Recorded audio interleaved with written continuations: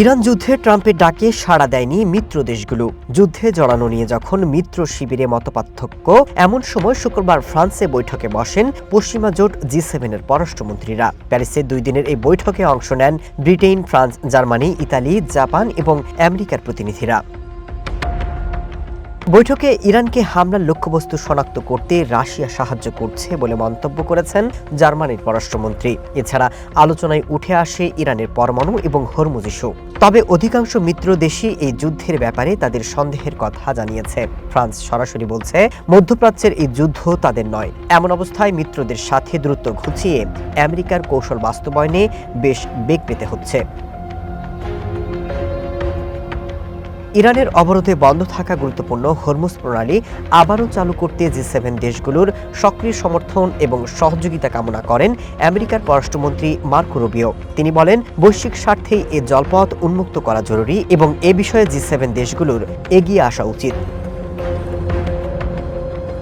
ইরানে আমেরিকার অভিযান কতদিন চলবে? এমন প্রশ্নের জবাবে মার্কো রুবিও বলেন, এই যুদ্ধ চলবে আরও কয়েক সপ্তাহ।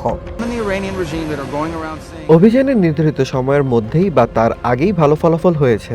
কয়েক সপ্তাহের মধ্যেই এটি শেষ হবে। তবে আমাদের কিছু কাজ বাকি আছে।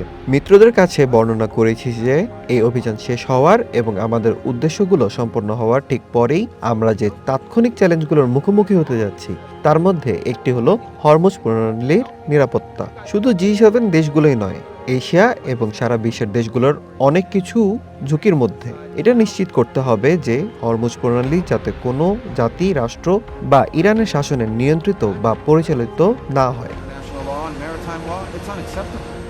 ইরানকে নিষ্ক্রিয় করার চেষ্টায় আমেরিকা স্থল অভিযানের কথা ভাবছে কিনা এমন প্রশ্নের জবাবে রুবিও বলেন, ইরানে স্থলসেনা না পাঠিয়েও যুদ্ধের লক্ষ্য অর্জন সম্ভব।